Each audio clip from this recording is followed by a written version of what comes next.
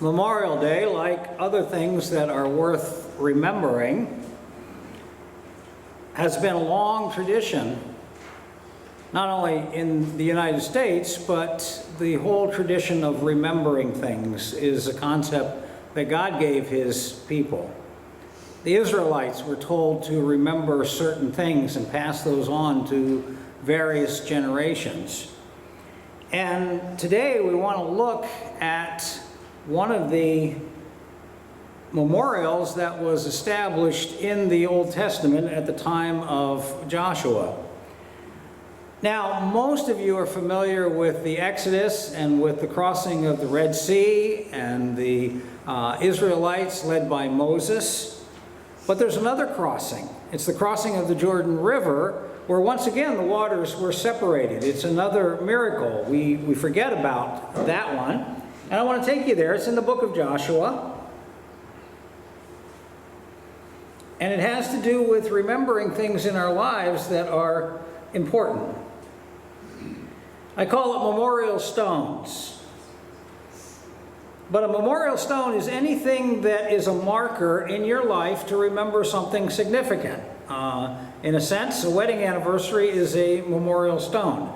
A birthday is a memorial stone. Anything that will help you. We put up monuments all over our country. We have historically done that to remember events and remember activities and remember victories and defeats. Joshua chapter 3 and verse 9, Joshua said to the Israelites, "Come here and listen to the words of the Lord your God. This is how you will know that the living God is among you, and that He will certainly drive out before you the Canaanites, the Hittites, the Hivites, the Perizzites, the Girgashites, the Amorites, the Jebusites, and the Mosquitobites." No, that's not in there. But there were, 5 or 6, 1, 2, 3, 4, 5, 6, 7 different tribes in the land of Israel. The Palestinian conflict that's going on today traces its root back to some of those tribes, particularly the Canaanites there on that Gaza Strip area, and you've seen so much of it in the news of late. And then it says, "See," verse 11, "the ark of the covenant of the Lord of all the earth will go into the Jordan ahead of you.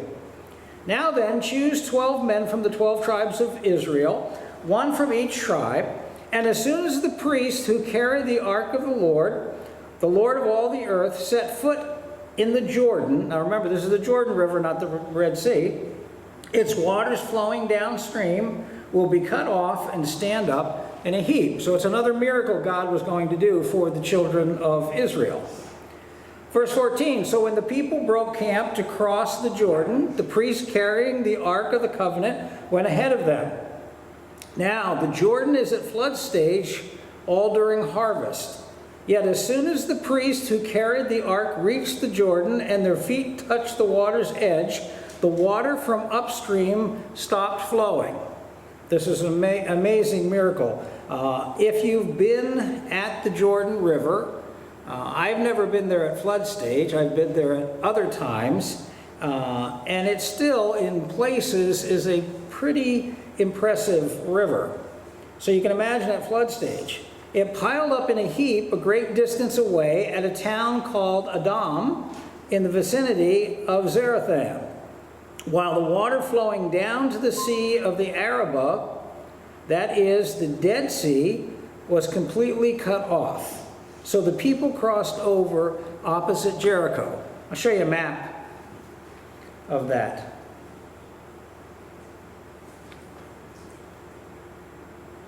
This is where the water stopped up at Adam. This is where they crossed over, and they're crossing from here to go into the land with this second generation under Joshua. And so the water stopped from here all the way down to the Dead Sea. They were stopped flowing here at Adam, and then it was dry land right around Jericho. And remember, they're going to go in and they're going to defeat the city of Jericho. That's one of the first battles under Joshua. Verse 17, the priests who carried the Ark of the Covenant of the Lord stopped in the middle of the Jordan and stood on dry ground. That has to be a miracle. I recently drove my tractor around the circumference of my property. And believe me, there was no dry ground. With all the rain and everything else, it was wet. I was picking up mud left and right on the tires. So you say to yourself, how did this happen? This is a river at flood stage. Well, the only answer is it's a miracle of God. God is able to do this. And you can look at all the scientific concepts. You know, you can call the weatherman, you can do whatever you want. And the only thing that happens here is for them to cross over on dry ground is an absolute miracle, just like it was with the crossing of the Red Sea. Now, while all Israel passed by until the whole nation had completed the crossing on dry ground. That would take a while, by the way. There were probably, 2 million that were crossing at this time. That's what was crossing in the between 1 million and 2 million in the Red Sea, and this is a generation later. Chapter 4 and verse 1, when the whole nation had finished crossing the Jordan, the Lord said to Joshua, now this is the important point for today about memorial stones. Choose 12 men from among the people, one from each tribe, and tell them to take up 12 stones from the middle of the Jordan, from right where the priests are standing, and carry them from over with you, and put them at the place where you stay tonight. So they were supposed to take these 12 stones, and they were not little tiny stones. They were, stuff that you could pick up, put on your shoulder, in all probability. So Joshua called together the 12 men he had appointed from the Israelites, one from each tribe. And he said to them, go over before the ark of the Lord your God into the middle of the Jordan. Each of you is to take up a stone on his shoulder, according to the number of the tribes of the Israelites, to serve what? As a sign among you. In the future, when your children ask you, what do these stones mean? Tell them that the flow of the Jordan was cut off before the Ark of the Covenant of the Lord. When it crossed the Jordan, the waters of the Jordan were cut off. These stones are to be a memorial to the people of Israel forever. So the Israelites did as Joshua commanded them. Have you ever been to Washington, D.C.? If you've ever visited Washington, D.C., there are memorials all over, starting with the Washington Monument. I lived outside of Washington, D.C. for a lot of years and used to commute into the city quite a bit. And there's a World War II memorial, there's the Vietnam memorial, there's the Lincoln memorial. All of these are part of history, like living stones, to help us remember our history, what's happened in our history. Well, Israel did this as well. And the purpose of it, we'll see in just a moment, is so that nobody ever forgets. One of the purposes is to build a legacy, and in order to build a legacy, you must step out in faith. Chapter 3 and verse 13. Look what they did. And as soon as the priest who carried the ark of the Lord of all the earth, set foot in the Jordan, its waters flowing downstream will be cut off and stand up in a heap. Now, what would happen if the priest never took that step of faith? The waters would not have stopped. It was the first thing that they had to do. They had to go and step out in faith. How do you build a legacy? How do you build a reputation? How do you build a memorial? Well, look at the children of Israel as an example here. Look at our nation as an example. If you look at those who have served us in the military, you look at those who have fought in wars, you look at the legacy that they have left. And one of the great legacies is that we have freedom. We have more freedom than most other nations on planet Earth. But it was because some people stepped out in faith, and many of them were Christian people. for you to leave a legacy, to do something different for your family, for you to have something to say to your children and your grandchildren down the road about faith in Jesus Christ, you need to build those memorials by stepping out in faith. And even one of the steps is being here. Teaching children to worship the Lord Jesus Christ. Having them sing in the choir. I cannot tell you how many rock stars today, now not all of them, but how many rock stars today started out in churches, singing in choirs, singing gospel music. You can trace it back. Elvis had his beginning that very same way. And you can say, well, that's good or bad, but the reality is the church has trained so many people who have gone on. And I hear people all the time that found their faith in a youth choir or a children's choir or a church setting or VBS. And that became a legacy for them. That's the kind of legacy that we want to build. But it took these priests stepping out in faith, and then it took the faith of those who would follow these priests through the dry land. The best memory builders happen at the difficult times of life, the flood stages of life. Look at chapter 3 and verse 15. Now the Jordan is at flood stage all during harvest. Do you know what they could have said to themselves? Let's wait until the water's a little lower. We'll come back in a couple of months and we'll cross. And then it will be a little bit easier. You know, when life is at its flood stage, you really don't feel like moving forward, do you, sometimes? When life is at its most difficult time, that's when God says, I'll take care of it. You can move on through. And I don't know what's happening in your life. I don't know if you're at a flood stage of life or you're at a calm stage of life. But when you look back, the best lessons learned, the best memory builders happen during the difficult times of life. Because if life is easy, we so soon forget. And if we're just moving through life in an easy way, we don't tend to care to remember certain things. We don't build memorials that way. But when we see God's faithfulness and He gets us through the flood stage of life, the difficulty of life, we look back and we say, that's worth remembering. Because the next time you get to a flood stage of life, you're going to want to have that memorial, that reserve. It was at the flood stage of life. And then, faith gets to be sight. Now the Jordan is at flood stage all during harvest. Yet as soon as the priests who carried the ark reached the Jordan and their feet touched the water's edge, the water from upstream stopped flowing. What happened? Their faith became reality.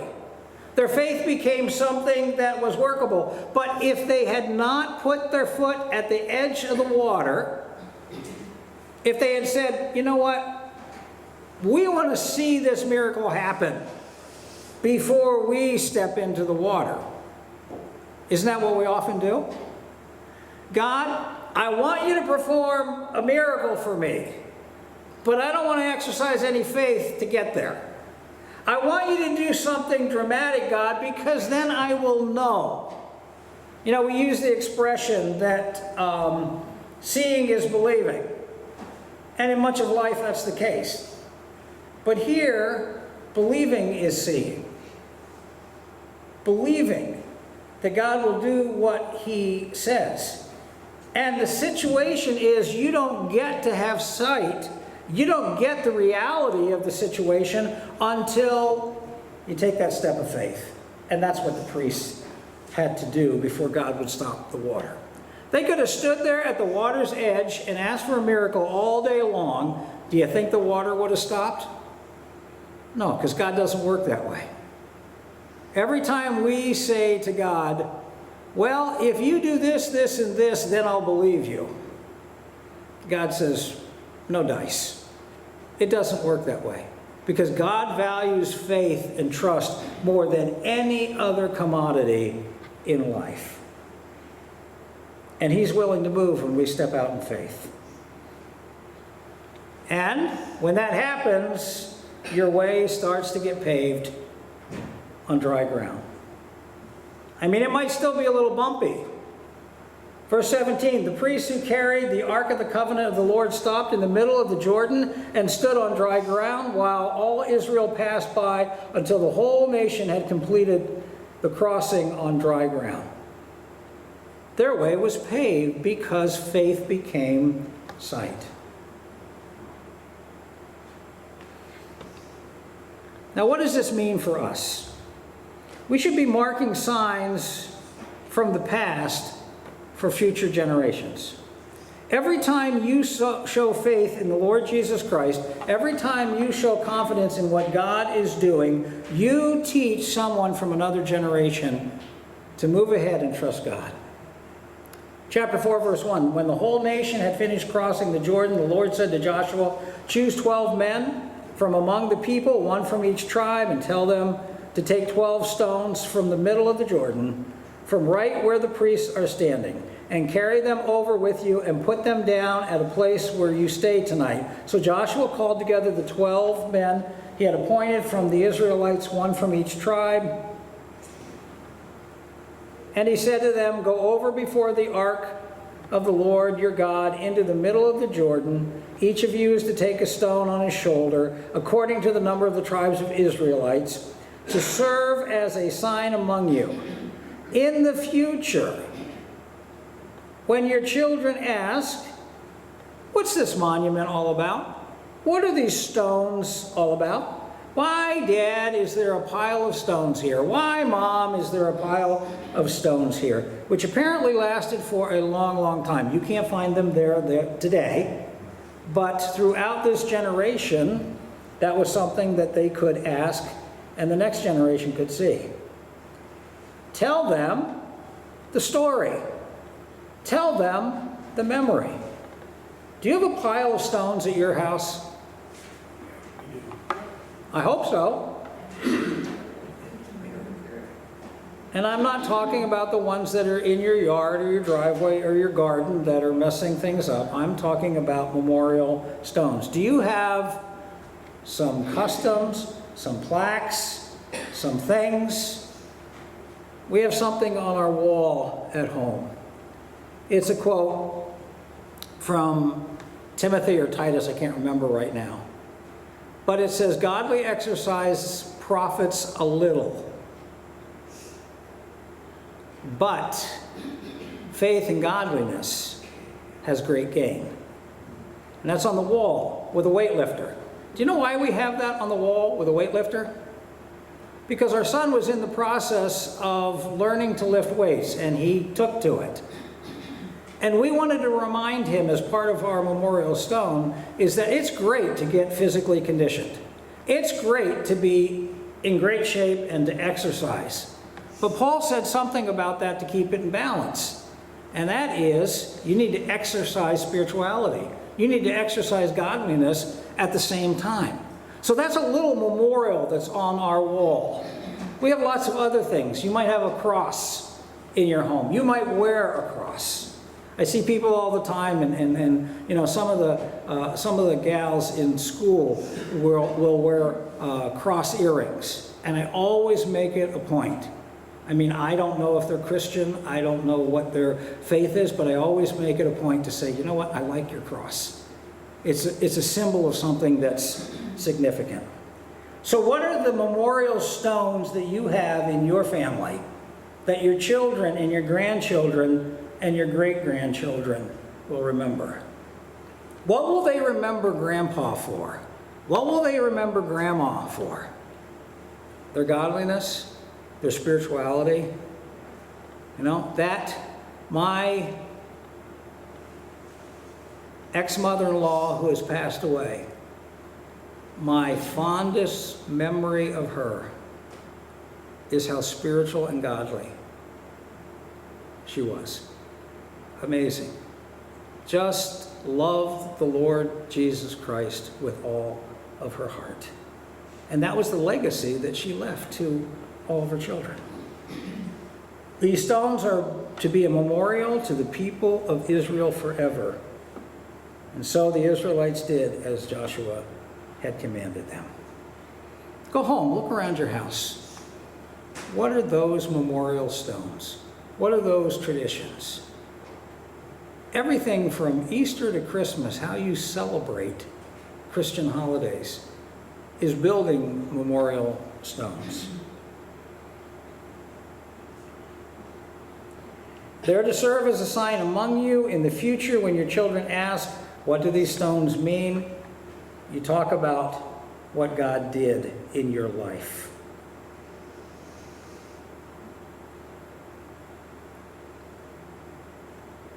I want to close with this.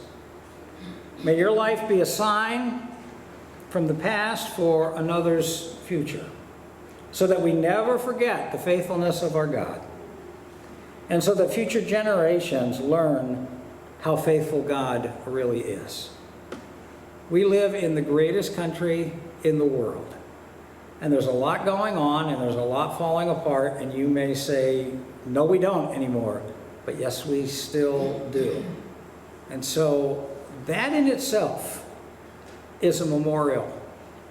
The men, the women who gave their lives to make this a free country, let's never forget that. Let's hang on to that. And the Christians in the past who built memorials in this country so that we would remember. Sadly, they are slowly getting erased. History is being rewritten, sadly. We need to be the ones who tell the truth about Christian history in particular. Is it perfect? No. Were there a lot of people who made mistakes? Yes. But it's amazing to me. I happened to be talking to someone, a school student, and the name Christopher Columbus came up. And all they did from their education was tell me how evil Christopher Columbus was. Now, did he make mistakes? Did he do some wrong things? Did all of those individuals? Yes, absolutely.